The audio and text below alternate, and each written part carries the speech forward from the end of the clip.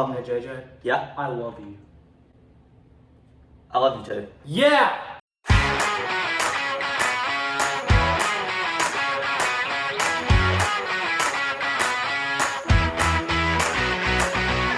What's up, guys? Welcome back to Winner's Circle this week. It's JJ. I'm Caleb. And yeah, we got some stuff, some big stories to jump into. Huge. Yeah, so let's just jump right into it Let's while do this. wasting time. Alright, so the first, huge story that everybody's been talking about, we're about to talk about here, give you our thoughts on it. Fernando Tatis has been suspended 80 games by Major League Baseball for PED, just substance testing positive for PEDs are what the article that got pulled up right now says. Yeah. I think that's a good way to put it. There's like a specific name yes, for it. It starts with a C. it is. I just can't remember what it is. Clostebol. Clostebol, yeah. That's probably not saying it right, but Yeah. it's what it Close looks like. enough. So I am not a doctor, or a pharmacist, or anybody smart. Or a So steroid user. yeah, never. Yeah. So I'm gonna. This is Tatis's quote. He's deciding not to appeal the ban, as he's basically admitting to what it is. But, well, I'll read the quote and then I'll give you my take on it, and then I'm sure Caleb has some stuff to say. I got a little bit. This is from Tatis. He said, "It turns out that I inadvertently took a medication to treat ringworm that contained clostebol." Tatis said, "I should have used the resources available to me in order to ensure that no banned substances were in what I took. I failed to do so." And then he just goes on to apologize to the owner, fans, just the basic stuff. Apology. So, the first thing that I think is huge that you've got to look at in this situation is, A, do you believe, there's no way really for us to know was he just taking a medication for ringworm Right. And if that is the case, then, in my opinion, an 80-game suspension is way too harsh. If that is the case. Now, like he said, you're a Major League Baseball player. You should have checked maybe, I guess. I'm sure that the Padres have some kind of doctor or something that would check that. Sure. Now. You would think so. But Yeah. In his statement, he says, I did not use the resources available to me. Right. So I'm sure that's basically what he's alluding to. So then it becomes down to, if you believe him that, that was why he took this medication, was to treat ringworm, I would argue maybe an 80-game suspension is too harsh. But on the other side of it, is that kind of just a cover-up for him maybe trying to get back from an injury that was stupid and he caused earlier? So there's two ways to look at it. If you look at it, and I think really you just got to kind of take him at his word. Yeah. But if you look at it that he inadvertently took a medication, I would argue that maybe a 40-game suspension is more. And two, I don't see it as this big red mark on his entire career that it was when, say, Barry Bonds got busted for PEDs. That's completely different, in my opinion, if this is what it's for. Yeah. For one, Tatis is really young. Yeah. So it's not a huge mark on his career. It's only an 80-game suspension. I'm sure he's been tested multiple times before. Probably. And nothing has ever happened. The thing is, whether he's telling the truth or not, it is the perfect response to the situation, in my opinion. If he's telling the truth, he's telling the truth. If he's not, he's got a way to get support behind him for it. And he's said, this came back positive, I'm not appealing it, which is the right thing to do. Yeah.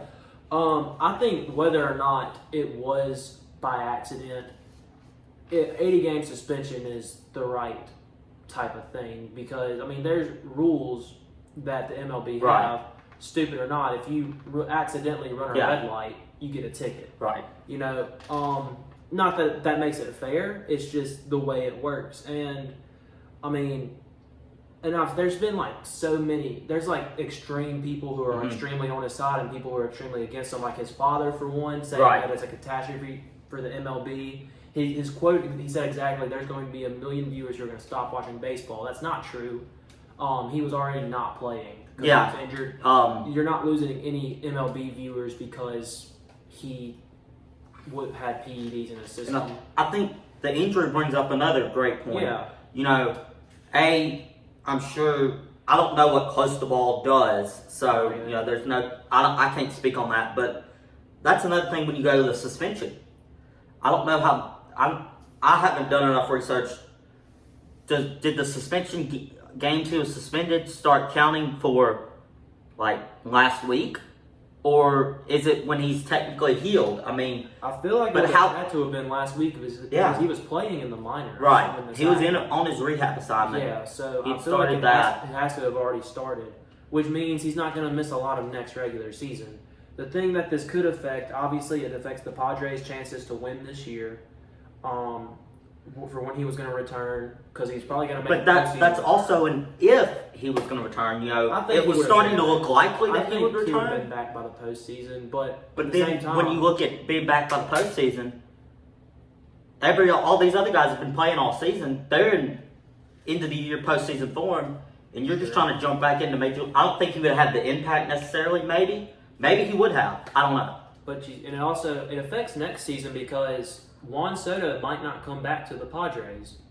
I don't know how Juan Soto has reacted to this happening. I haven't seen anything he has said, but steroids for some baseball players, like Jonathan Papelbon has talked about it a lot. He ripped him Tatis for it. I mean, some baseball players take this very seriously. If Juan Soto is one of those guys who's not buying his excuse, he could just leave the Padres next year. He has the power to do that. And I also want to comment on the Papelbon responses. Right. I think he was a little I love Donovan Papelbon, obviously Mississippi State player. He's a legend around these parts. I think his response was a little too extreme. I didn't see his exact quote. He said he would have pegged him every single time he was at bat if he was still pitching. I mean, that he's basically said I worked hard to get to the MLB to where I was and I did it the right way. I don't think Tatis did it the wrong way. I just think it was a bad situation. I honestly believe that, because we've seen this before where just medications to treat diseases have gotten players in trouble. Right. Especially in the NFL as well.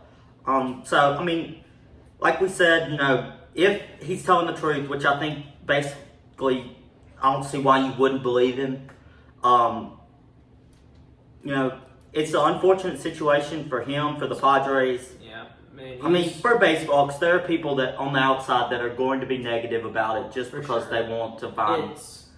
It's a tough situation because I think Tatis himself is handling this situation perfectly, based on his response. Other than that response, he really hasn't been active on social media or anything like that. I think his dad said some things that just weren't true. Like he said it was a catastrophe for baseball. You can't hold that against him. It's his dad for sure. Talking. I also think Papelbon was a little extreme, and I've been reading articles on it. People are saying that it is wrong for the MLB to do this, that he is a bright and coming star, and I literally saw an article that said because of Tatis' status, him being a power speedster that everybody loves, who has the personality and the swagger, should he be cleared of all of this because of that? And the article, the word they used was literally maybe.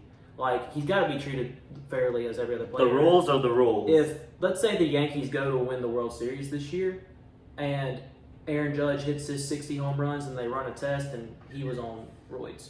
I mean, what's going to happen? Same thing that happened to Rafael Palmeiro. He's going to get booed, same as the Astros have been since 2017. I mean, it's one of those situations he's got to be held accountable for it. And I think he's accepted that. I think he's being very mature about the situation. So I've lost no respect for Fernando Tatis Jr. because of this. I just think it was an unfortunate situation. I will say the thing that makes me the most mad, and I guess I technically don't get it, is in MLB The Show, you can no longer pull Tatis out of packs. And I'm trying to do the live series collection, and it made his price go from 100,000 stubs to now it's like 400,000 Yeah, stubs sure. because you can't pull them out of packs anymore. Yeah. And I don't know how I'm supposed to get my 99 overall Randy Johnson. Okay. Well, also the Padres also announced that they're Yeah. changing bobblehead night for I did read Tatis about that. Jr. to a Juan Soto Soto t-shirt t-shirt night. Yeah. So I don't know. I mean, I don't know whether or not that's the right it's the move. stigma with PEDs, but you know, he made a mistake. He's owned Yeah. it. He's not appealing it. He's I- not saying I- it's wrong. I respect I how think he's you responding. serve the suspension and then you go on with it. Yeah. Because now, I don't think he could ever use this excuse again. Nope. If he, say, 3-4 years down the road, gets caught using PEDs and wants to say, I inadvertently took a medication, I don't think it works then. But this time, I wouldn't hold it against the guy, so, we'll see. I'm not going to say, this is a red mark on his career and, it's going to keep him out of the Hall of Fame like it does some guys. This is not that situation. I think, with him being injured, and I'm sure he's been tested before, I don't think he ever played while he was taking I this. don't think this was a tactic to Right. enhance his performance. If anything, and he was actually just taking this to take steroids, it was to try to get back from injury probably, but Yeah, but even like you said, then that's a little bit different than Like- accidentally taking it, but still. like he said, he can't use this excuse again. Right. I think if he is telling the truth, this is a learning experience for him because he is young. I think he, from now on, will definitely use the resources he has available. I mean, So- he's got to because, Yeah. like I said, you can't use this excuse again. Right. So another big MLB story that is kind of, I guess, being glossed over because they are so bad this year, but the Texas Rangers had fired their manager, Chris Woodward, amid a very disappointing season. I had high hopes for the Rangers. A lot of people Well, did. high hopes in the fact of I saw them possibly being back in the playoffs. Yep. You A lot of people spend did. over $30 million on Seager and Simeon. Or Seager, over $30 million on Simeon on Seager. It's close to $30 million on Simeon. I don't know if it's quite over it. And then you bring in John Gray for like $15 million. When you spend that kind of money, you expect some wins, and they just have not gotten it this I year. remember being so insanely upset at the beginning before the year started during free agency because the Yankees were looking for a shortstop And did not go everywhere, before and two great shortstops were not stolen from them. They were free market people, but Yeah. were taken by the Rangers. But it hasn't worked out for them. I didn't understand why they got both Simeon and Seager. Simeon played second base for the Blue Jays. Yeah, And so, Makes that's sense. how it's been in Texas. He's played second and Seager's played short. And I think, it just hasn't worked out. on paper that works great. But Simeon has not hit the ball like he did with Toronto. And then, Seager, he's going to hit home runs. He's going to hit for a decent, he's going to hit. But his glove is Not good. not there for shortstop. And so, I do think though this is the right move for the Rangers. When you have that kind Yeah. of talent, the manager there's something wrong. the manager has to be held accountable. Right. I think most people would agree with me that the Rangers are in the right direction Mhm. moving forward. They got great talent in their farm system, Yes. including a great pitcher in Jack Leiter. And a great second baseman in Justin Foscue. They've got They just picked Kumar Rocker in the they've draft. They've got plenty of talent coming in. They have talent on the team now. Yes. It's just for whatever reason it wasn't working. So And- obviously you got to make some kind of move, and that's what this move was. And they have a great future. Right. I think this move helps them get there faster. I will comment. I don't really know if I see the point in making the move like in the middle of the season at this point. I don't think they're getting back in the playoffs. No. At this point. So I guess go ahead and make the move if you're going to make the move. Make it, But go ahead. honestly, I don't see the point in just making it now unless there was a imminent problem that we don't know about. But I don't. in the same way, I wouldn't see No. the point in waiting. I think they know this season isn't going to yield anything. Go ahead Right. and make the move now. See what candidates are available now. Think about what candidates will be available in the future. yeah, Let's be real for a get second. ahead of everybody. Let's be real for a second. I'm going to talk about Aaron Boone for a second. Aaron Boone is a very analytical guy. I personally wanted him gone from the Yankees at the beginning of the year. But with the way the Yankees are playing right now and the way the Mets are playing right now, the Mets win the World Series and the Yankees aren't in the World Series, Aaron Boone is gone. New York Yankees, Brian Cashman is not going to stand for that in the slightest, I don't think.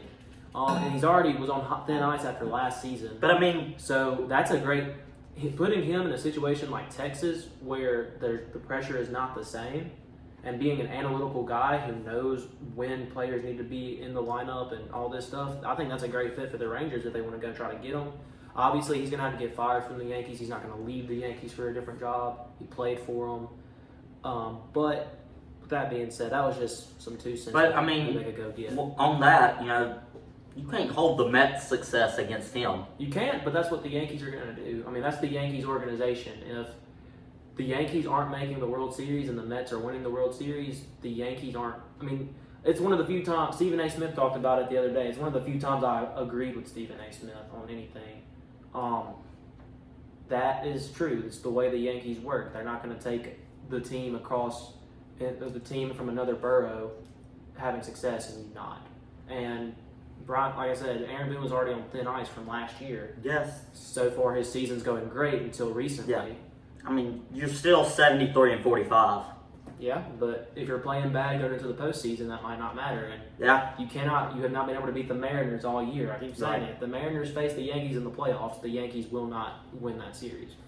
But we'll see. All right, so, those are 2 big stories. Let's jump into kind of an update on standings, how the week has gone as far as baseball. So, the American League East, as we've talked about, is getting closer and closer. The Rays and Blue Jays are now both only 10 games back, with the Orioles being only 11.5 games back. They beat the Blue Jays in their series recently. Right. Orioles are making the playoffs, man. I'm calling it right now. They've cooled off a little bit, but They're making it, man. I Of course, we'll see. don't know yet. As for the Yankees, 2 nights ago, Josh Donaldson hit a walk-off grand slam Right. to keep him from being swept in the bottom of the 10th. That could be a turning point for the Yankees right now. Big plays like that can tend to have that effect in baseball.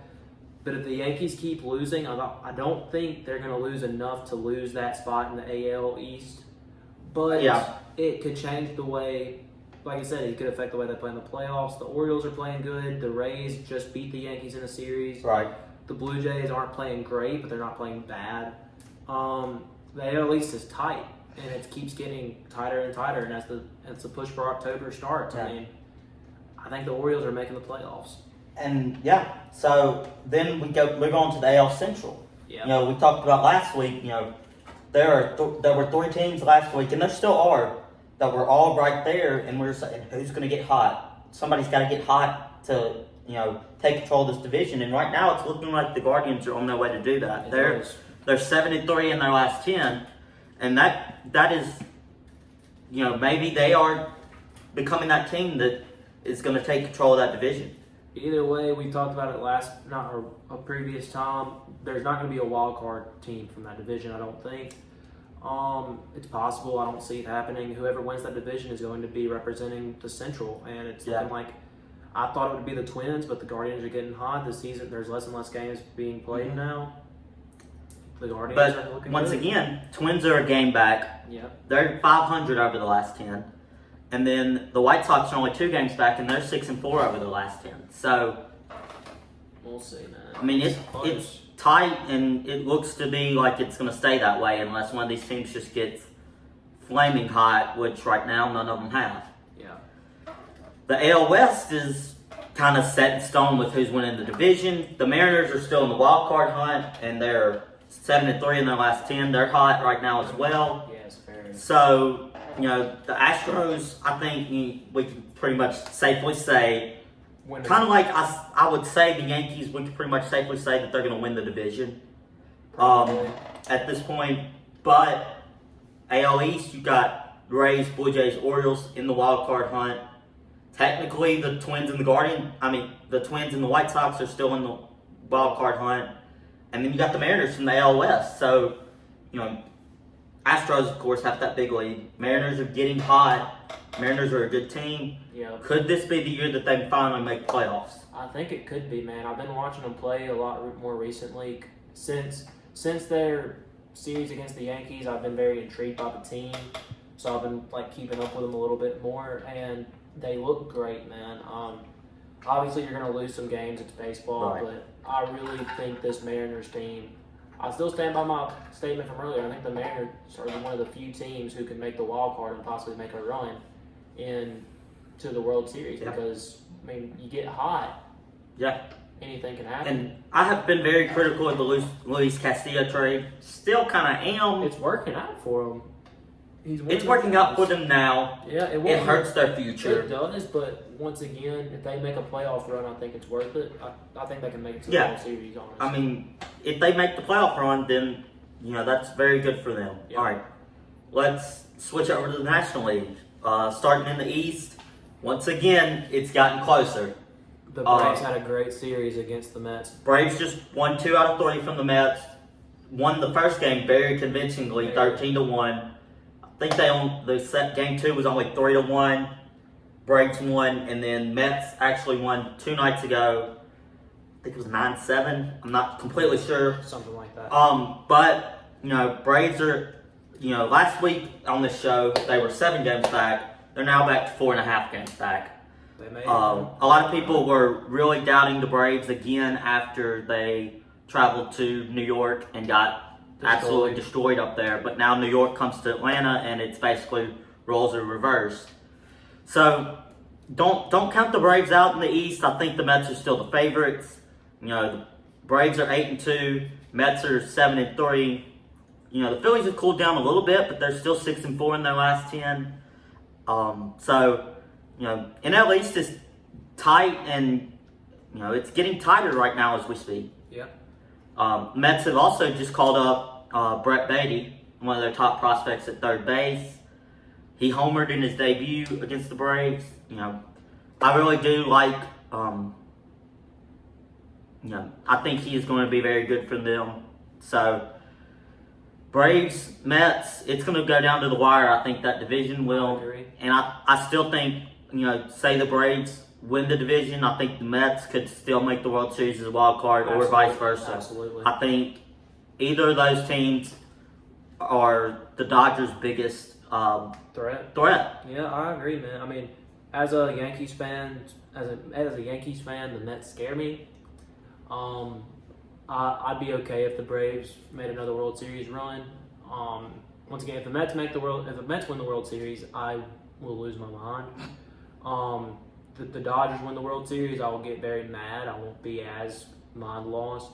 I expect the Dodgers to win the World Series, but the Braves and the Mets is going to be a tight race, and either one of those teams, assuming they make the playoffs in the wild card or win the division, right, they can make a World Series run. I do think it's pretty safe to say whichever team does not win the division is going to be the wild card. Absolutely, probably. Get one of the wild card spots. Yeah. And honestly, looking at the records right now, the Phillies could very well get the other wild card spot. Yeah, we could have 3 NL East teams in the playoffs, and it wouldn't be surprising looking at the way the standings are right now and how hot all 3 of those teams are. The same with the AL East too. I mean, you can see 3 teams from each of these divisions being in the wild card. NL Central, the Cardinals are staying hot, and they have, to say they have grown a gap, it's a 3-game lead. But when they were just tied to a week or 2 ago, a 3-game lead right now in the NL Central seems massive. Cardinals are 7-3 in their last 10. The Brewers are 4-6 in their last 10. The thing with the Cardinals is it's just been the same story all season. Very, very hot, very, very cold, very, very hot. Right now they're very, very hot. Not very, very hot. They're hot. Yeah. The question is, how long can they stay hot before they cool down again? And can the Brewers get hot at the right time to close that gap back? Paul Goldschmidt has had a revitalization of his career this season.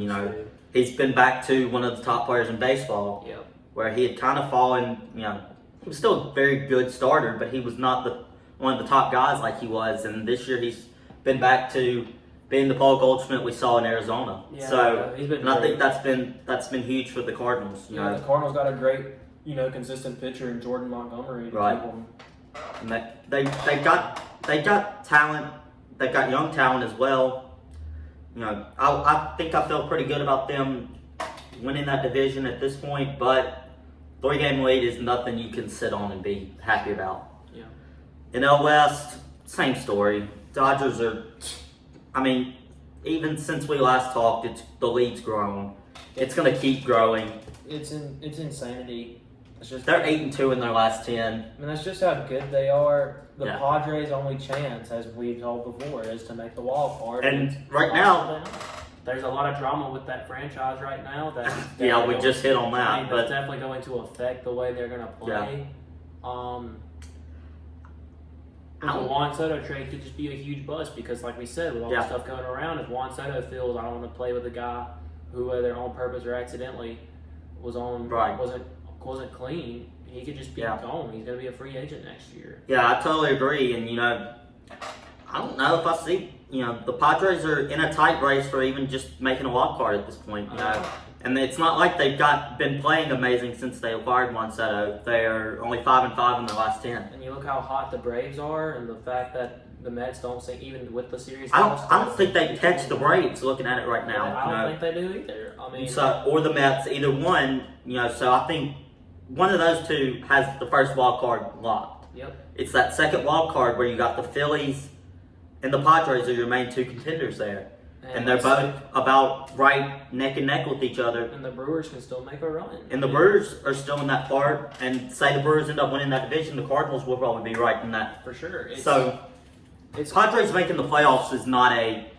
I'd give them about a 30 to 40% chance of making the playoffs right now. Which is good, but, it's not like a set in stone thing that the Padres will even be in the playoffs. It's not. So... MLB season, we've talked about it so much, it's getting tight. The Padres have the talent that if they can make the playoffs, they could make it to the World Series and possibly win. They got just insane amount of talent over there right now. And right. It's you never know, man. It's baseball, Mm-hmm. but it's very exciting to watch. It feels like it's October already. Yeah. And it's definitely getting tight. So there's some NASCAR news that I want to talk about, just real brief mention. Ryan Blaney has signed a long-term extension with Penske. Doesn't surprise anybody. So I don't really have much to say on that. I just wanted to kind of mention that and throw that in there. So let's jump over to college football. There's some news. We're getting ready to start the season. I'm excited, man. 10 days until kickoff of week 0. So some big news that's come out is that the Big Ten has completed a deal with Fox, CBS, NBC, Peacock, which is owned by NBC, just media rights, money, $7 billion in money with those 3 companies to give them media rights. I think that just shows the draw of college football especially, but all college athletics at this point. Not to mention the Big Ten is a growing conference. They're getting a couple new teams soon. You're adding USC and UCLA, which makes absolutely no sense. No sense based on the region you're in, but it is what it is. I don't get it, but that adds some more competition. If USC is going to be as good as people say, which I don't see in the first year, that's going to add some more. Well, they won't be in the Big Ten this year. They're still in Pac-12. In the future. Yeah. It adds some drama to it, and the Big Ten is growing fast, and they're fun to watch, man. Ohio State's always fun to watch. Michigan's always fun to watch. They got the big names: C.J. Stroud, Coach Harbaugh. They're gonna make some money. I'm somebody that does not like Ohio State at all, and it makes me get very upset when people try to compare the Big Ten to the SEC because it's not comparable. It's not. But $7 billion in media agreement, you're adding USC and UCLA, and for the Big Ten, I think this makes a ton of sense because I'm sure that helped, maybe up the price when you get the LA market. I'm sure they got a little bit of more money from these companies out of that. Yeah. And then for UCLA and USC is where I see it making a little less sense, but also, they're going to make a lot more money out of this deal. Absolutely. The only reason I don't see it making sense necessarily for USC and UCLA is the distance they're going to have to travel in all sports. But that's not as big of a deal as it used to be.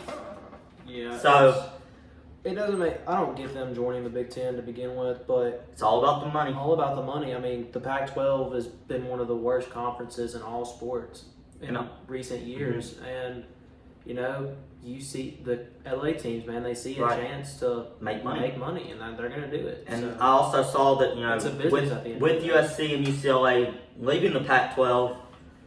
If I was reading it correctly, all the other schools are going to lose about $13 million in media rights. Because that's the teams people want to watch USC play. It's LA. Yeah, they got a lot of fans. They're a big school. I mean, Snoop Dogg is always at their games. I mean, Snoop Dogg's going to be traveling to Columbus, Ohio now, not to Oregon.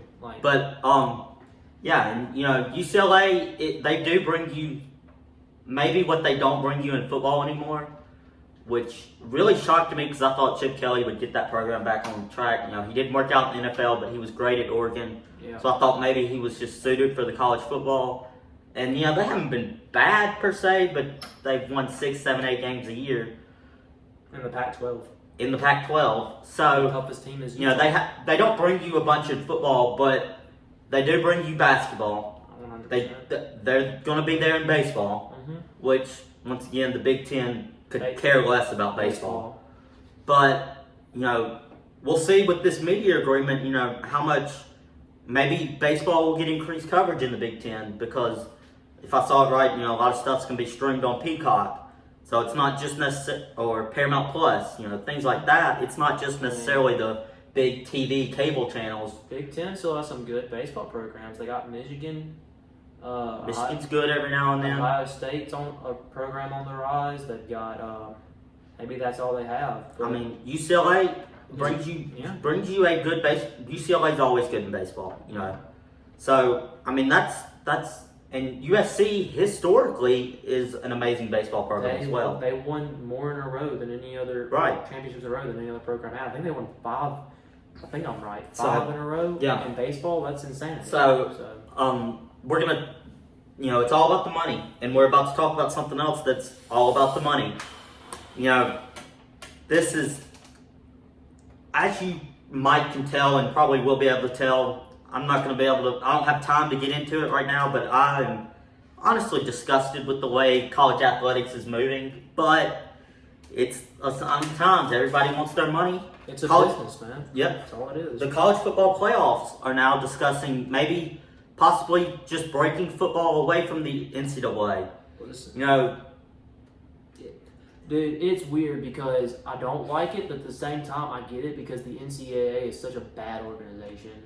They mess everything up. Some of their rules are stupid. They put together this NIL deal way too quickly, and it's ruining all college sports, not just college football, but all college sports. And I know football is the big money maker for college athletics. It always will be, but it's just something that I see the advantages and I see the disadvantages, and they're both pretty big. They're big disadvantages, man.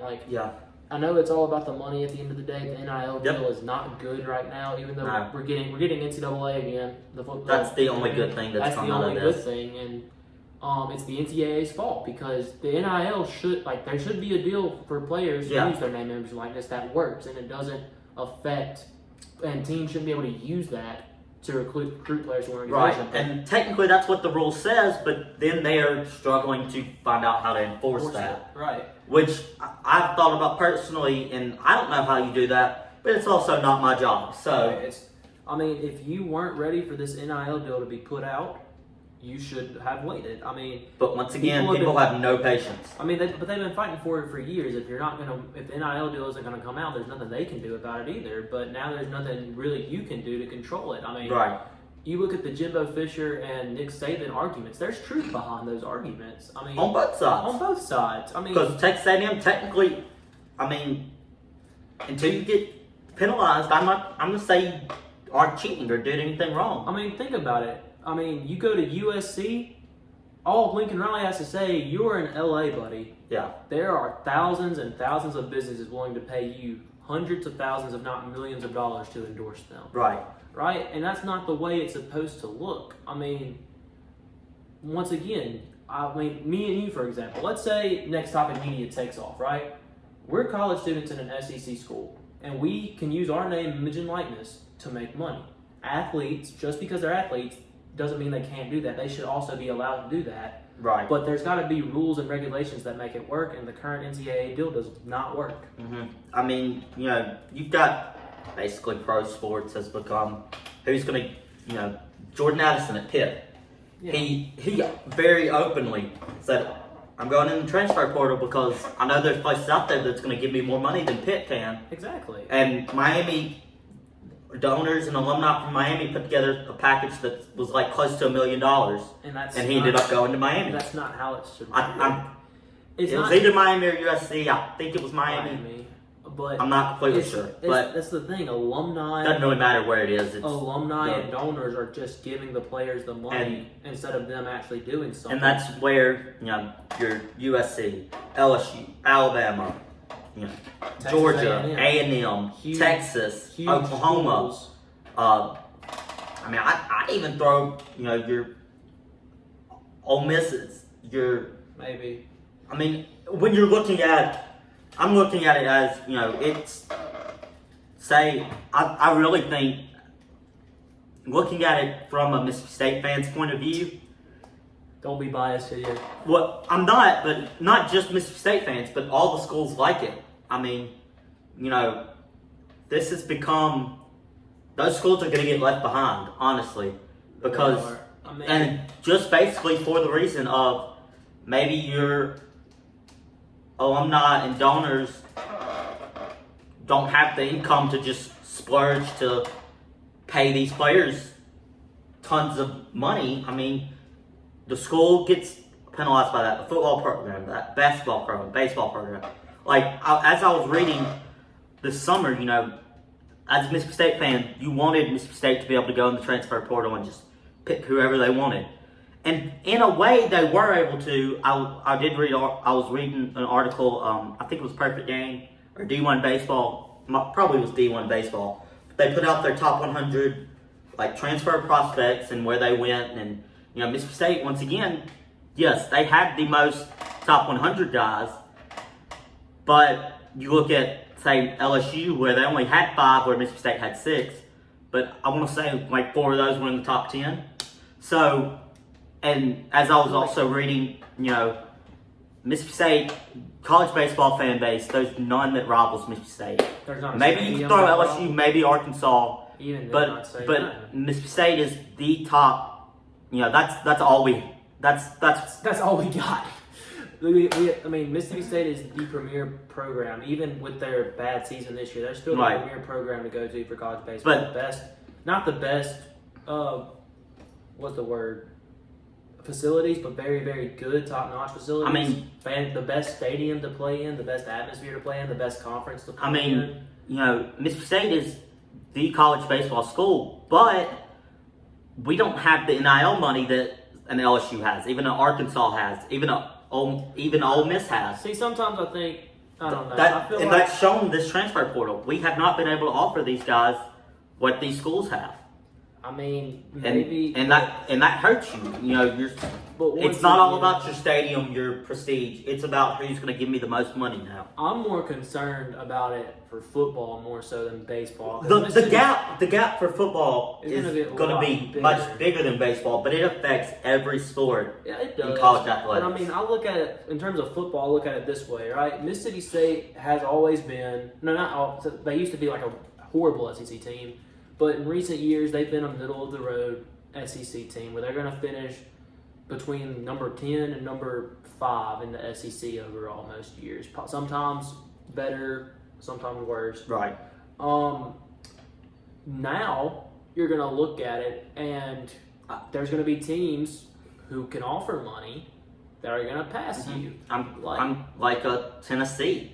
Exactly. Like a Florida. Like a... Who else? Kentucky even. Not for football. I don't think Kentucky can offer that for football. I think Kentucky probably could offer around the same. I don't think so. I think your only two say a Mississippi State or Kentucky, the only two in the SEC that I'd sit there and say probably aren't going to offer is Vandy and Missouri. Possibly. I think Mississippi State would have more to offer for football than Kentucky. But once again, Mississippi State has baseball, Kentucky has basketball. I don't know. We're getting off topic. I said I wasn't going to go into it, but we did.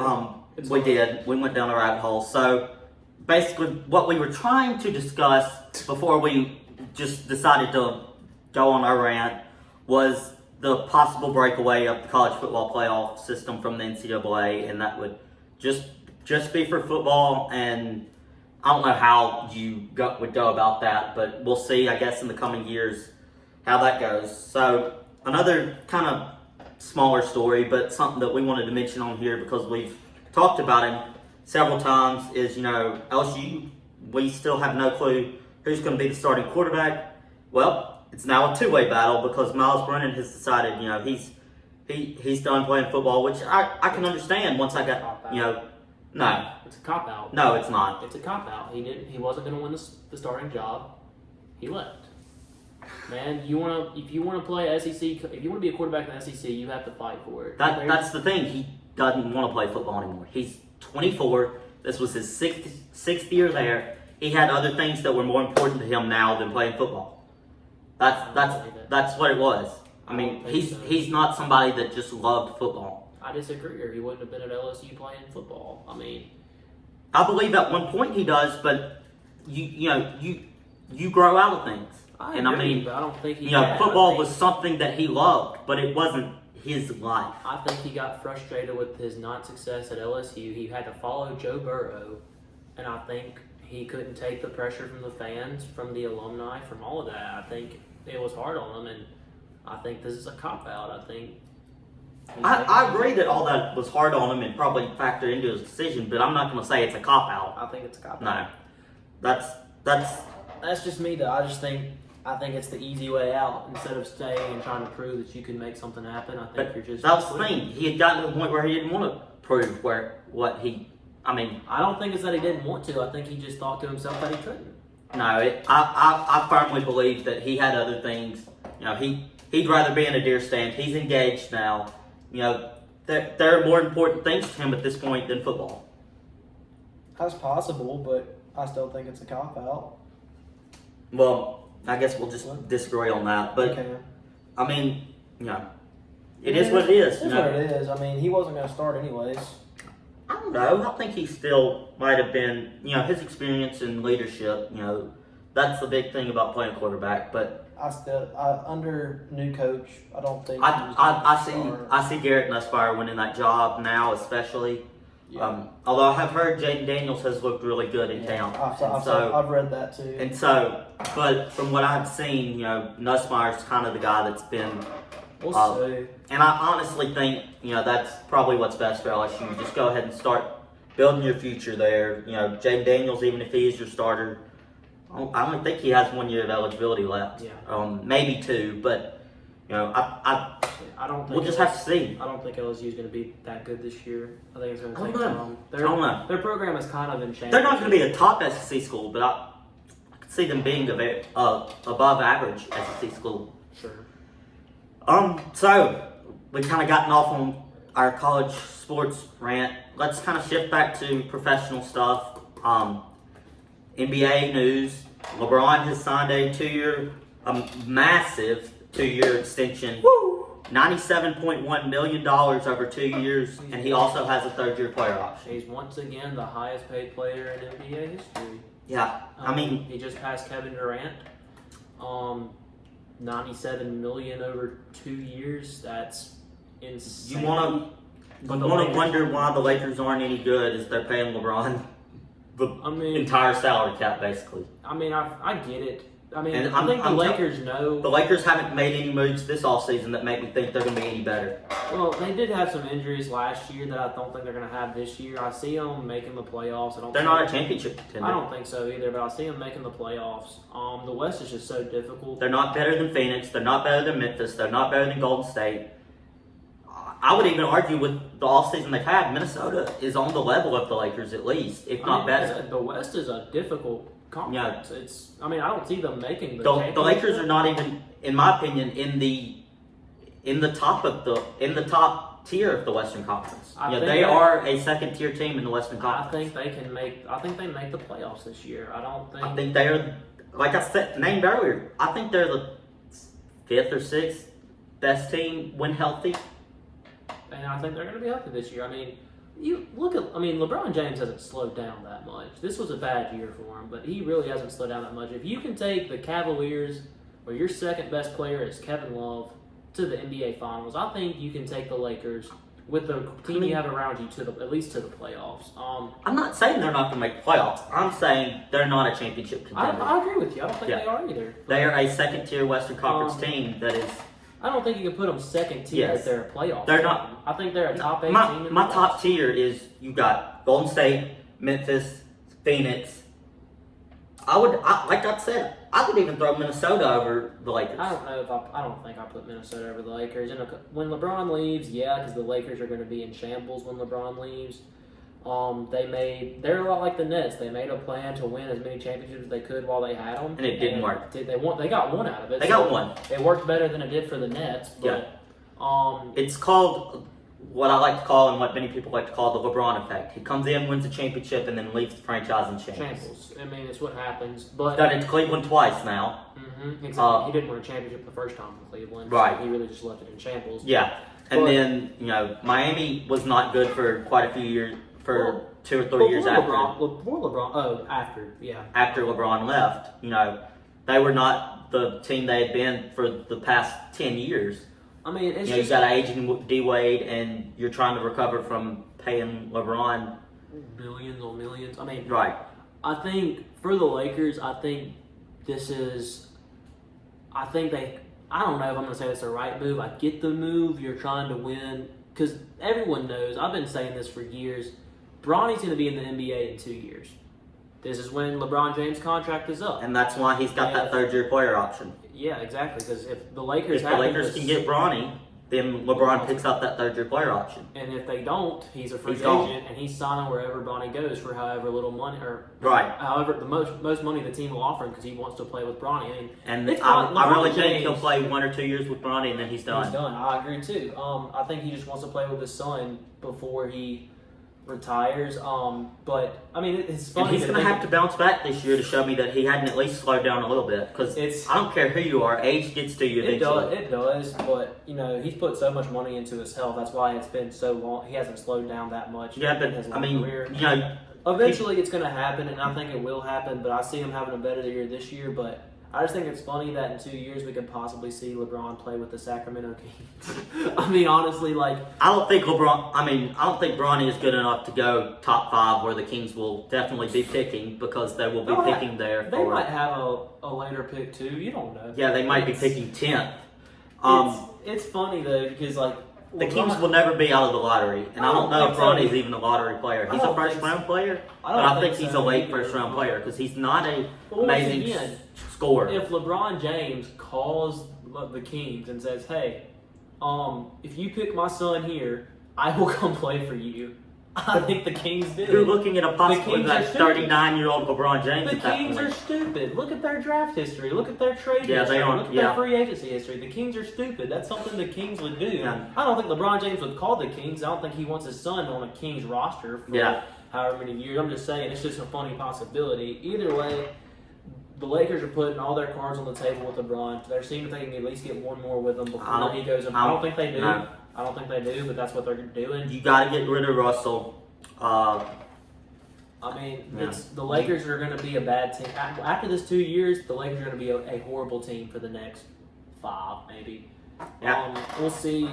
We'll see what happens. You see how bad they were after Kobe left. They'll be. I honestly think they'll be in a worse position after LeBron leaves. I think so too. Because like I said, at this age, Kobe was still going, but he had one bad season, and people were like, "There's no way Kobe ever slows down." And Kobe slowed down. As Kobe was last 2 years, Kobe was not the Kobe he was I mean, prior. obviously. Right. And I'm starting to question if LeBron's hitting that point. I'm not. I mean, I think LeBron James, he is either, depending on how you look at it, he's either the best player of all time or the second best player of all time. I don't think there might be 5% of the population who puts him below number 2. And part of that is because he hasn't really slowed down. Because if he was a normal NBA player who had a great first 10 seasons and then started slowing down, LeBron James has been in the league how many years and I think it's close to like 17, 18. and has constantly been, other than last season or seasons where he's been injured, and has just been phenomenal all the time. I mean, he's different. He is, but age catches up to you. Age does, but I mean, look at LeBron James. He does not look like he's as old as he is. Look at his health. Look at he's put all of this into his health so he can play as long as possible, and it's working. Yeah, it is working, but Tom Brady is the person that people use as an justification of this thing where the greatest of all time is, never slows down. Tom Brady's, 45 now, I think? Yeah. But look at what Tom Brady does. He takes 3 steps back, sits in the pocket, and throws. He doesn't. His mobility is even lower than what it used to be. And he gets hit constantly by 300-pound linebackers. Right. But I think the Bucs knew they had to build an offensive line, and they did. If you put Tom Brady on a team where like Joe Burrow was last year, where he's getting hit 5 or 6 times a game, I don't think he's as effective as he is now. I mean, that's a great argument. I don't know what it has to do with LeBron James right now. Because, I believe even Tom Brady has slowed down a little bit. LeBron is slowing down. I'm not saying LeBron James is not slowing down. I'm saying LeBron James is not LeBron James that he was when he even signed with the Lakers. Okay, probably not, but he's still a phenomenal athlete who is going to be a top 10 player in the league. I think you can start making the argument that he might not be the top player in the league at this point. He probably wasn't. He hasn't been the top player in the league the past few years. Yeah. But he's a top 10 player in the league consistently, and he will be. I'm not going to argue Same with with that. Tom Brady. I mean, Right. they're slowing down, but it's phenomenal what they're doing. Yeah, it is. And I think any team, just like Tom Brady, any team would want, outside of maybe Golden State, who's got Curry, Klay Thompson, Draymond, but you can make that argument with Tom Brady too. I don't think the Chiefs want Tom Brady. The Bengals don't want Tom Brady. The Bills, the Bengals. I think you've got your quarterback that's basically on a level with Tom Brady now, not with what Tom Brady has accomplished, but playing at the level of Tom now. Yeah. But let's say, for instance, most teams would still take LeBron, Tom. That's not what I'm getting at. Let's say the Warriors end up drafting Bronny at, let's say, 28 maybe. Yeah. All right, I think LeBron James takes he has plenty of money. I don't think money is a concern for him, especially with this contract. He could most certainly take a minimum contract to play 1 year with his son. Yeah. Play with Steph Curry, Draymond Green, Jordan Poole, Klay Thompson, and his son, and I think he could do that. But honestly, I don't think a team's going to say no to LeBron James asking for $1 million contract. Honestly, I could see the Warriors saying no to that because I don't think Steph, Draymond, Klay. I really think adding LeBron James would make them worse. I don't know. Yes, that blows up the entire way they play. Because I don't care how old he is. You ain't got to start LeBron. No, you do. No, if LeBron is on your team, you cannot have him coming off the bench. You 100% can if it's your team. LeBron is not the kind of guy that would have. I think LeBron, in order to play with his son, would take any position a team is going to give him. It's the last. He has 2 dreams left in the NBA. He wants to play with his son, and he wants to own a team. Okay. He's going to play with his son regardless of the situation. I think LeBron James is looking at his career. I think he wants one more championship. I think even if he doesn't get it, I think he's satisfied with his career unless he doesn't get a chance to play with his son, whether that's coming off the bench, whether that's starting. And I think the Warriors wouldn't be dumb enough to sit him on the bench. I think they'd start him. And I think LeBron James would change his role to say, okay, I'm not going to be the ball carrier. LeBron is going to be the ball carrier. I'm an amazing talent, but he's also one of the most egotistical humans You in can the say world. that about you can say that about Steph Curry, dude. You can No. say that about so many athletes in the NBA. I think Yeah, LeBron. they are all egotistical, but LeBron is another level. And I He think would not. LeBron James. I would argue Steph would not take another role. Steph wouldn't, but Steph doesn't have a son about to come into the NBA. Steph's not about to retire. It's a different story for LeBron right Yes, now. LeBron wants to play with his son, but wherever that is, he's gonna have to be a significant role still. He would be a significant role with the Warriors. No, he just he would wouldn't not. be the ball carrier. And Exactly. LeBron has to have the ball in his hand No, he to be happy. No, he doesn't. If he's playing with his son, I think He already watched him last year. He already doesn't play defense anymore. if he's playing with his son, I don't think he's going to care whether or not he's the one taking the ball out. I think that's just a 1-year deal where he's playing with his son because that's what he wants to do one time in the NBA. Maybe he's wrong, but I mean, maybe you're right. But that goes It's not- against everything I know about LeBron. LeBron playing with his son isn't a situation where LeBron's going for stats or going for a championship. It's a situation where he knows his career is ending and he wants this one last ride in the NBA with his son because he said that's his dream. He wants Yes, to one day play maybe- with his son in the NBA. Maybe he's saying that publicly, but he has never ever had to be not the star. I don't see him just being okay with doesn't that. mean he can't. I see him being okay with that if it's him playing with his son. It's not. If he went to the Warriors right now for some horrifically odd reason, it'd be different. He would definitely want to be the star. But if it's just so he can play with his son for a year, I mean, I don't see LeBron acting out. I think LeBron respects the Warriors, respects what they built, and says, "I'm just here to play with my son. Use me however you want." I don't think LeBron respects anybody but LeBron.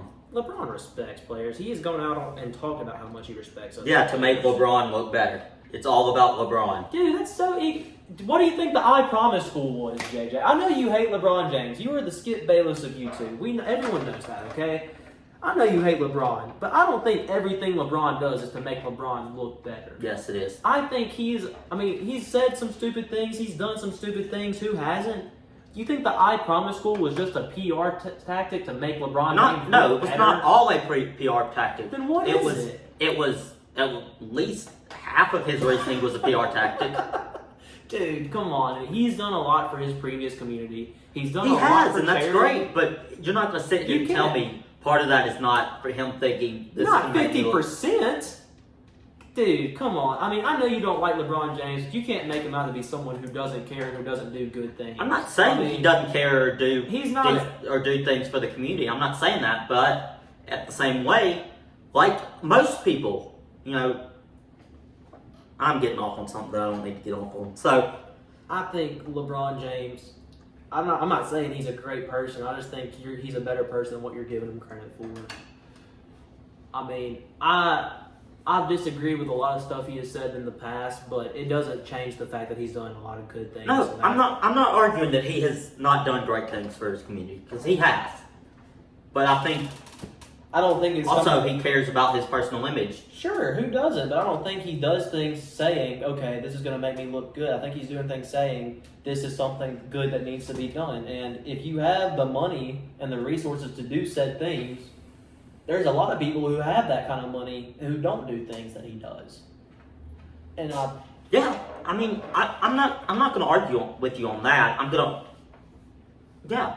agree on that. okay, we got off topic again. Yeah, we got way off topic again. Either way, That's been the story of this episode. LeBron James got richer, and he'll play Yeah. in 2 years. He'll be playing with his son, Yeah. wherever it is. Yeah. Well, we've had a very interesting episode that our layout that I worked on in the library, we kind of went all over the place on, but it's all right. I think we got some good talks in. All of our links, social media links, everything will be down below. Follow us on everything to stay caught up. We're doing some stuff on TikTok that you won't see on YouTube, and obviously vice versa. So follow us all over the place, and we'll see you all Tuesday.